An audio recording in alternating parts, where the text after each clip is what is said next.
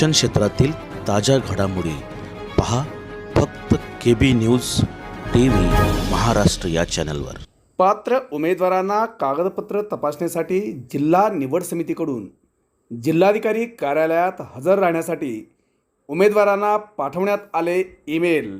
निवड यादीत स्थान देण्यात आलेल्या उमेदवारांना कागदपत्र तपासणीकरिता जिल्हाधिकारी कार्यालयात हजर राहण्याचे ईमेल जिल्हा निवड समितीकडून पाठवण्यात आले आहेत।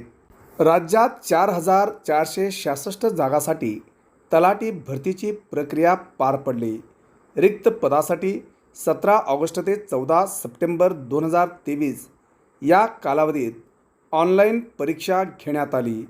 सदर परीक्षेचा निकाल ऑनलाईन पद्धतीने प्रसिद्ध करण्यात आला।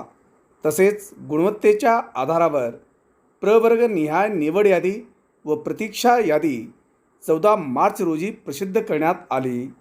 आता निवड यादीत स्थान देण्यात आलेल्या उमेदवारांना कागदपत्र तपासणीकरिता जिल्हाधिकारी कार्यालयात हजर राहण्याचे ईमेल जिल्हा निवड समितीकडून पाठवण्यात आले आहेत।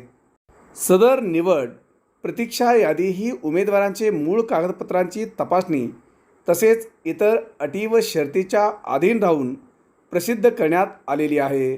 निवड प्रतीक्षा यादीतील उमेदवारांनी दिलेल्या वेळेत मूळ कागदपत्रांच्या तपासणीकरिता दिनांक 6 आणि 7 मे रोजी सकाळी 10:30 ते 5:30 या वेळेत जिल्हाधिकारी कार्यालयात मूळ कागदपत्रे व मूळ कागदपत्राच्या प्रत्येकी 2 छायांकित प्रतीसह न चुकता उपस्थित राहावे असे ईमेलमध्ये नमूद करण्यात आले आहे। तसेच आपण जर सदर पदाकरिता इच्छुक नसल्यास तसे या कार्यालयास लेखी कळवण्यात यावे, जेणेकरून प्रतीक्षा यादीतील अन्य उमेदवारांना संधी मिळू शकेल असे देखील त्यात स्पष्ट करण्यात आले आहे।